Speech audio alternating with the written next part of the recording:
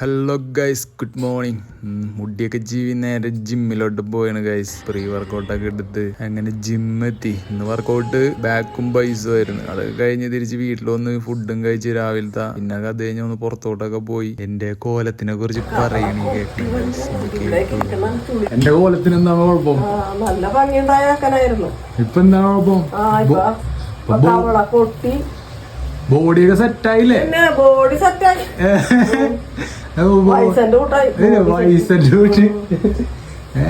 Body set. വണ്ണൊക്കെ പോയില്ലേ? വണ്ണൊക്കെ കുറഞ്ഞില്ലേ? ആവശ്യത്തിനാ പാടുള്ള ആവശ്യത്തിനല്ലേ?